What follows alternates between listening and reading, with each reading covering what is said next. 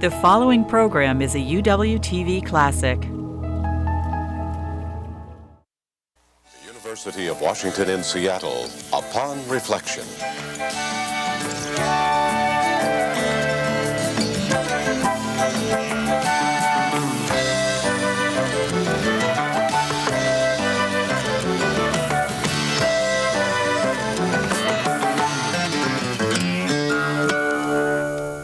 Hello and welcome to Upon Reflection. I'm Marcia Alvar.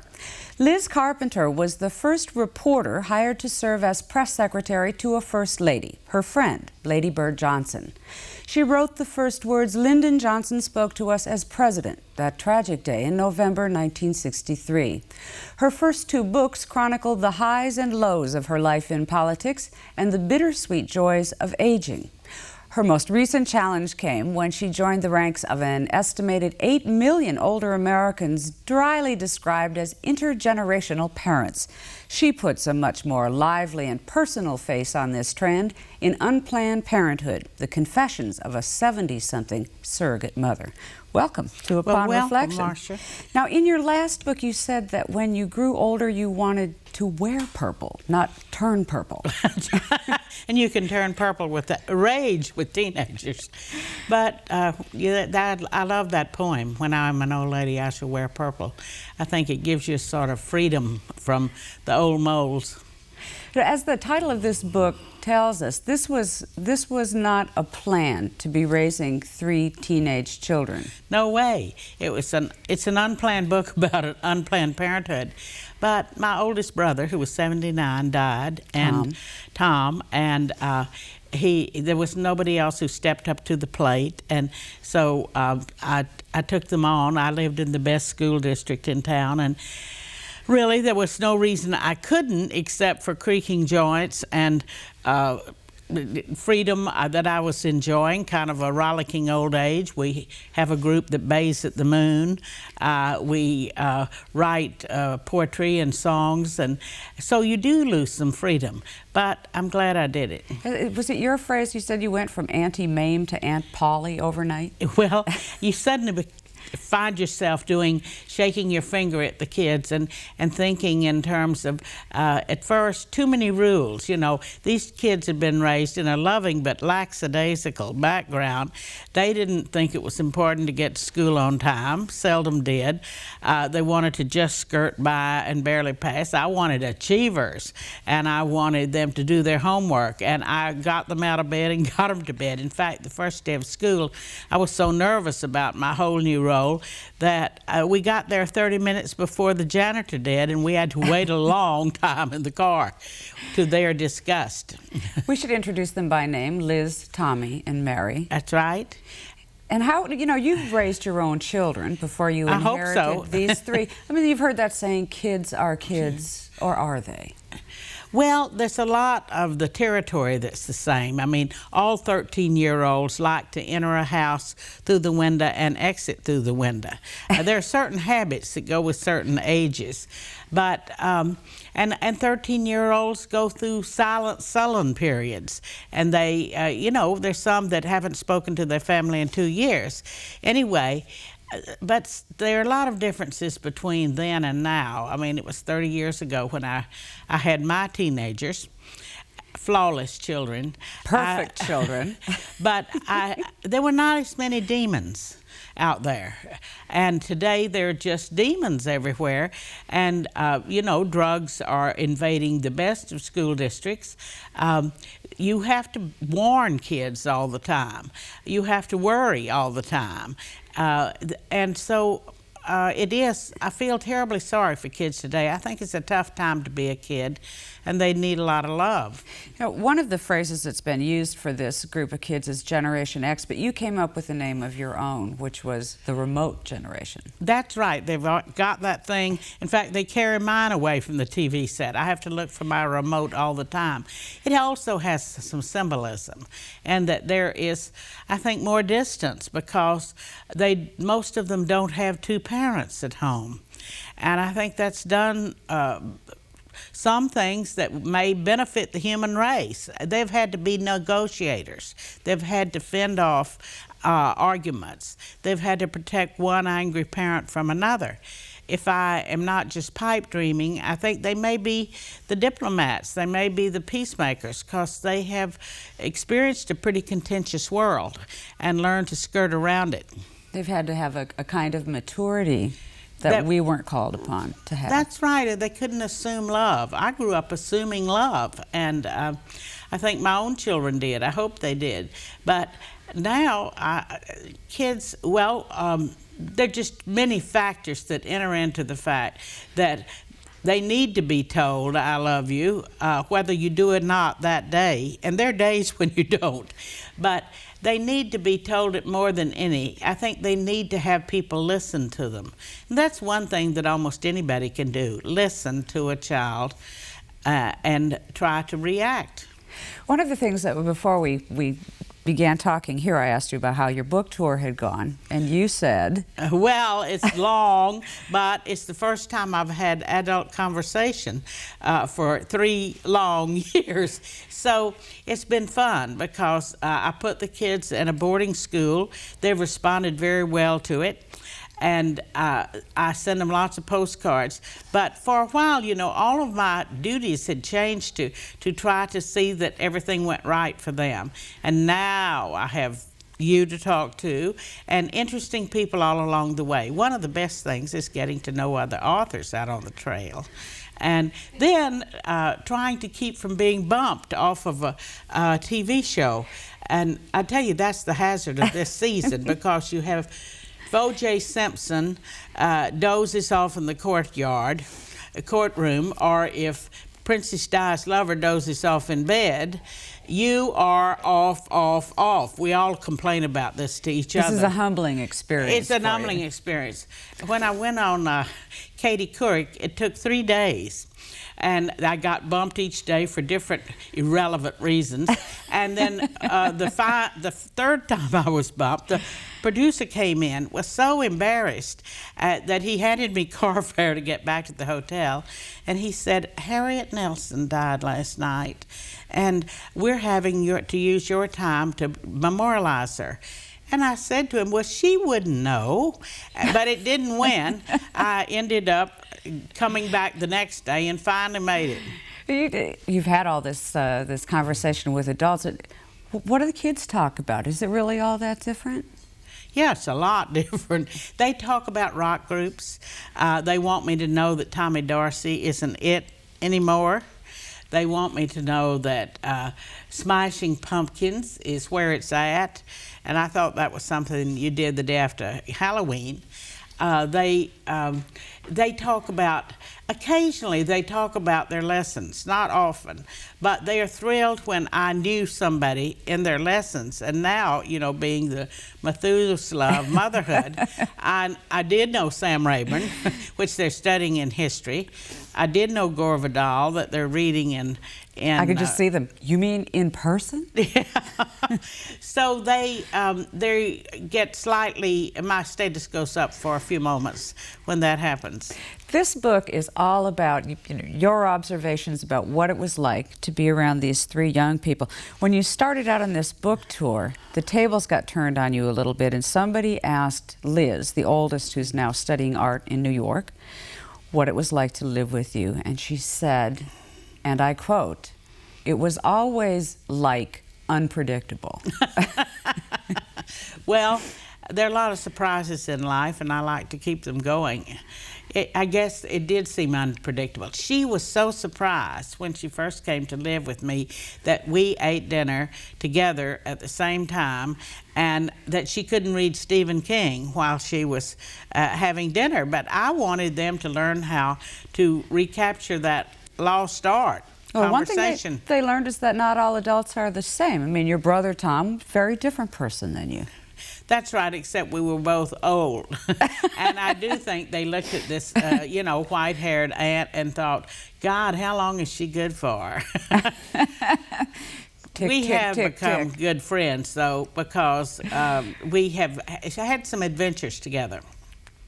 One of the adventures that comes at the end of this book is when really your two lives come together, your life in Texas with your friends and these three young people, and the town that you worked in for so many years, and I suspect a piece of your soul is always going to be in Washington, a lot of my D.C. memory is there because it's not here. But we went back to Washington, D.C., where I had gone as a 22-year-old reporter and covered Franklin Delano Roosevelt. You mean you knew him in person? That's right. And so I know a story about almost every house between the Capitol and the White House. And I thought, you know, that's something I ought to share with these kids, because older people can be the storytellers, can be the historians.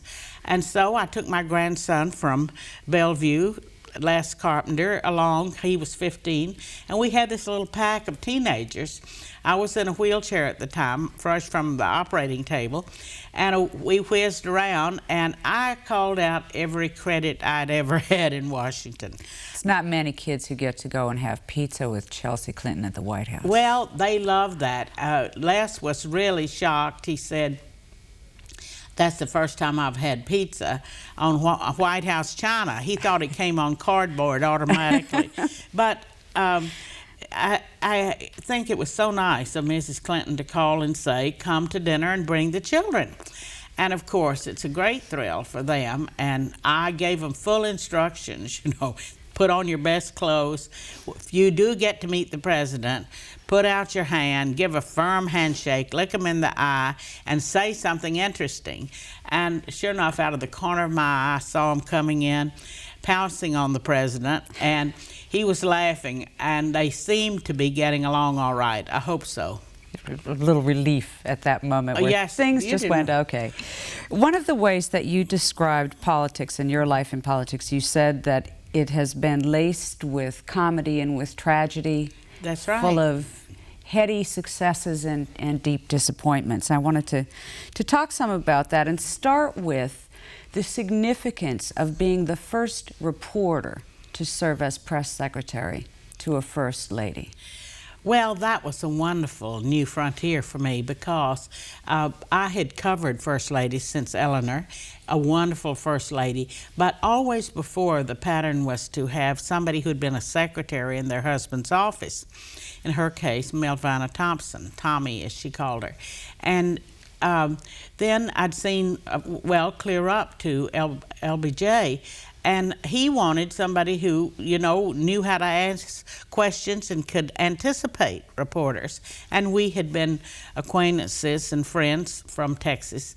And so I went, and I was full of ideas of how much better it could be than the kind of, what are they having in the centerpiece of the White House table? Baker fern, my dear. That's the way it had gone with Mrs. Helm, who was Mrs. Truman's press secretary. But we created theme trips to underline a Great Society program. We did a number of Head Start projects and would go and walk through the... Ladybird was great at this. She has a journalism degree, and she wanted to help get the story and help translate her husband's program to the press. And so we did trips down the river to advertise the natural beauties of the national parks. And I found that it was good to have one subject, and maybe it was education in Appalachia, and underline what the Teachers Corps was doing. But it worked better than to try to scatter your shots from hospitals to tree plantings. Take one line. Were there any objections at that time to a first lady taking on more political activities? None, but she's soft sell. She was, you know, grew up under the magnolia blossoms of East Texas. And she hadn't been married to Lyndon Johnson all those years for nothing. You had to be soft spell because he was the opposite. So we did go out, but I must say, we went out in Johnson was so afraid of a scandal that we couldn't use Air Force planes, those handy little planes that you can get on time. We had to find something that the press could afford and that we could fly in, and sometimes it was sort of like the spirit of St. Louis, but we went. What was your greatest triumph in the years that you spent in the White House with Ladybird and Lyndon? Well, I think the whistle-stop trip to the Deep South in the wake of civil rights legislation, where we were not the most welcome act in town. And I was glad we were on a train when we went through South Carolina, because you could move on if necessary. That was a tough time to go. Ladybird was the speaker. Lindy Boggs and a lot of Southern women went to make it acceptable, and she said, you know, we have to grow. I love this part of the country, but the old ways must go. It was a brave thing to do. We had 47 stops in 4 days. He was so proud of us at the end that, you know, while he frequently picked me up by the ears when he didn't like what I was doing or saying, oh, he couldn't have, you know, butter wouldn't melt in his mouth, because, as it turns out, we did carry half the South, and that was more than we'd expected when we started out. And it had been a real case of an outpouring of people to see this still phenomena of the whistle stop. You know, Lyndon Johnson has had maybe 3 different analyses as president. He's gone through a lot of different phases from the time he served. What kind of president was he? He was a get-it-done president. And he was a president that wanted very much more to wage the war on poverty than the war in Vietnam, which was handed to him. I liked him a lot because he had a sense of urgency, and he knew you've got to move fast. And so he was the education president. He was the civil rights president. He knew how to work that hill, at least until after the really bad days of Vietnam, when he would see old friends turn on him. But in the early part of his administration, he was working it, and he loved the hill, and he knew how to mesh Dick Russell and Robert Taft together. Oh, it was a wonderful picture, if anybody has a chance to see it, of the White House photographer George Thames, a piece of his work, of Lyndon Johnson with someone, not touching them, not pointing at them, but bending over them, and he would get right in your face and just plaster you against the wall. We talked some about the triumph, and I don't think the greatest tragedy that you've experienced in politics is going to come as any great surprise. No, it was a terrible time, the assassination in Texas of President Kennedy, and it was an absolutely grim day. I think that both Ladybird and I, we couldn't get warm for a month. We didn't even realize that we were in shock until a doctor said, but we kept putting on sweaters. And it was a time that I think that perhaps the country lost its innocence and to some degree its great ideals, because Kennedy had been the upturned head, the voice of hope. Kennedy inspired, and because of circumstances and also the nature of the man, I think Johnson delivered. I mean, there was lots of legislation that was hand-me-down that I don't believe Kennedy could have gotten through, like the Performing Arts Bill.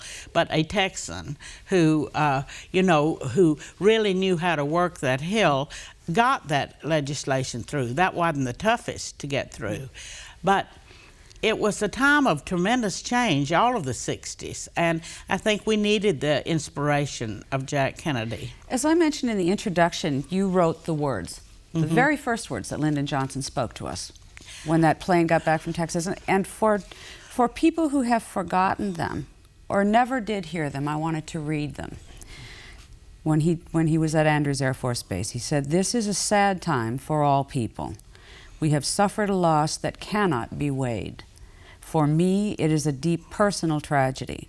I know that the world shares the sorrow that Mrs. Kennedy and her family bear. I will do my best. That is all I can do. I ask for your help and God's." And I remembered what a comfort those words were to me as a 16-year-old watching him on television, and wondered, reading those words again in this book, how on earth they ever came to you. I think I had a guardian angel. I think that all of us on that plane, and I wrote those words in a police car going across Dallas, somehow, some some power reached down and said what your job was. And I cannot say that those words came to me very easily. And it was because somebody was handing them, somebody was guiding me.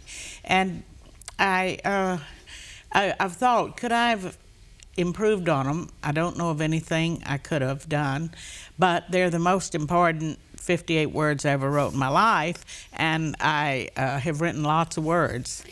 I read them, many years have passed since it happened. It came back to me all very vividly, and it made me wonder, it was such a moment of grace in such a moment of horror, really, for the country. And the politics seem now to not be so much about the highs and the lows and the moments of grace, but about anger. They are. It's a terrible time. I think we've become a very mean-spirited America.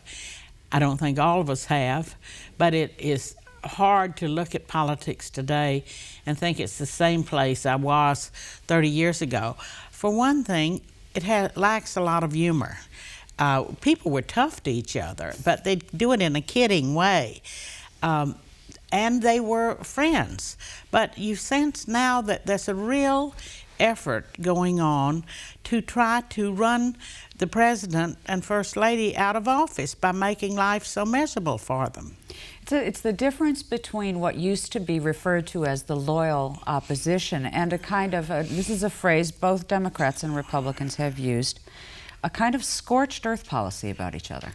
Awful. I've written on the plane coming in here because I was so distressed over the elections, and when you look at those chairmen, it's a laugh line almost to see who the new chairmen are in the United States Senate. But I wrote a funny limerick. I see if I can remember it. Graham, Gingrich, and Dole, a dinosaur taken as whole. They swing to far right with vengeance and spite, all talk but no heart and no soul. And those are my sentiments here in the wake of the election. Have you talked to the kids about politics, about the new trend, the new direction? We've talked about it around the dinner table a lot, and I can't say that they have a lot of patience with politics. They can get very angry at what's going on. I need to call them because I think they would be very distressed over Ann Richards losing. She was a friend. She's met them. She was, somebody who is kind of Mother Teresa in my household. What kind of politics do you think they will create for themselves? If they're so disinterested in it, what's going to happen when it becomes their responsibility to be interested? Well, I hope to heaven they'll take a deep interest, because I don't know what we will do. And in some ways, they're equipped with less baggage. They are much more gender blind and color blind than previous generations. So they start out with a greater sense of fairness, I think. I hope that they won't be had by the interests.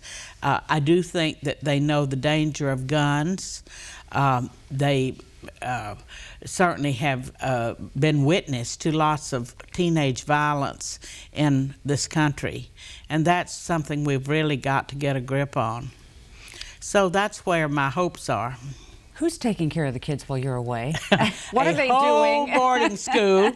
I put them there. They wanted to go there, and sure enough, they are responding very well to it. They are looking forward to having me home because they'd like to have weekends free, but they're stuck there till I get back.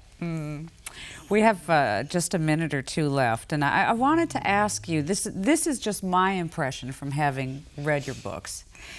And that is that you never seemed to have a doubt about what you were going to do with your life. You've had surprises, surely, as we've talked about with this book, but you never seemed to have any doubt about where you were going. Is that true? I think that doors opened and I went through them. And I don't know whether that's because I grew up wanting to get out of the country where I was born, but I don't think that indecision has been part of my life. I'm a little less patient than I should be, maybe a lot less, but I can't complain about life. I'm really about 99% a happy woman. Where's that confidence come from? I mean, is it something that you can put in a bottle and share with other women? Well, I had a mother who said, make something of yourself, so I try to do that every day. I guess it's having grown up in a big family and having had lots of laughs along the way. Laughter is a great salvation for life. Humor is very important. I want to thank you, Liz Carpenter. We're out of time. I enjoyed the book very much, Unplanned Parenthood, The Confessions of a 70-something Surrogate Mother. We should mention there's an introduction by Irma Bombeck that's also a lot of fun. Wasn't it a delight? It was. It was great to have you here. Thank you. Come again.